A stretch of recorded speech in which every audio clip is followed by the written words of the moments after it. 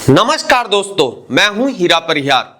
मेरे दोस्तों, आज हम बात करने वाले हैं भारतीय सेना की अग्निवीर योजना के बारे में, जहां सरकार ने एक बहुत ही महत्वपूर्ण नियम को घोषित किया है।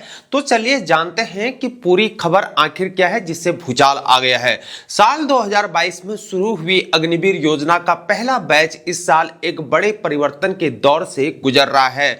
जून जुलाई 2026 में 20,000 से ज्यादा अग्निवीरों को उनकी 4 साल की सेवा पूरी होने के बाद डिस्चार्ज किया जाएगा।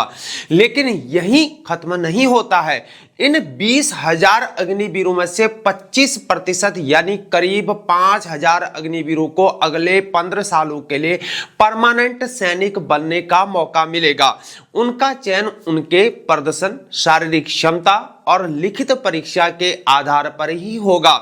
अब आता है सबसे महत्वपूर्ण नियम जो सेना ने घोषित किया हुआ है, वो है साधी का नियम।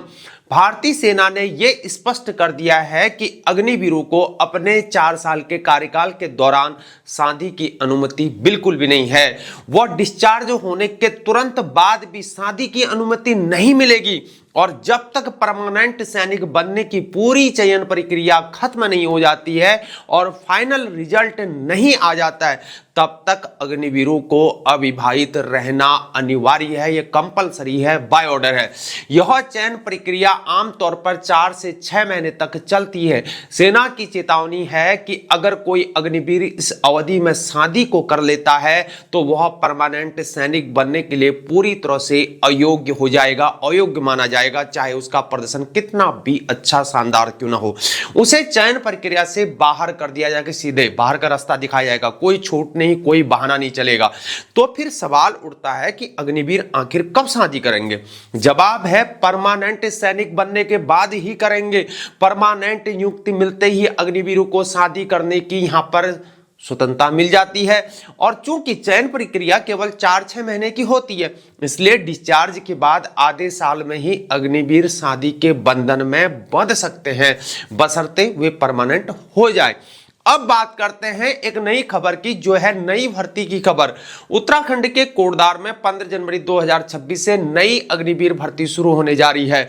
यह भर्ती गढ़वाल राइफल्स लैंसडाउन सेना भर्ती कार्यालय की ओर से गब्बर सिंह कैंप में आयोजित की जाएगी, जहां भर्ती के पद हैं अग्निवीर जनरल ड्यूटी के लिए, अग्निवीर क्लर्क या एसकेटी के लिए, अग्निवीर टेक्निकल के लिए, तकनीकी के लिए, अग्निवीर ट्रेड्समैन के लिए। यह भर्ती गढ़वाल क्षेत्र के 7 जिलों के पात्र उम्मीदवार इसमें भाग ले सकते हैं। उनमें है जैसे कि चमोली हो गया, उत्तरकाशी हो गया, रुद्रप्रयाग हो गया, टिहरी गढ़वाल हो गया, पौड़ी गढ़वाल हो गया, देहरादून हो गया, व हरिद्वार हो गया। जो उम्मीदवार CEE 2025 कॉमन एंट्रेंस एग्जाम पास कर चुके हैं वही इस भर्ती में भाग ले सकते हैं।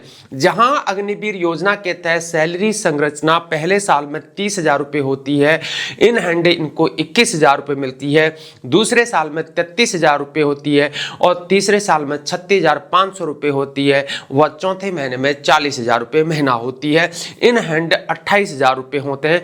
बाकी राशि एक विशेष कॉर्पस फंड में जमा हो जाती है, अग्निवीर कॉर्पस फंड में, जो अग्निवीर को 4 साल की सेवा पूरी करने के बाद दी जाती है। तो मेरे दोस्तों, यह होता अग्निवीर योजना से जुड़ी सभी महत्वपूर्ण जानकारी।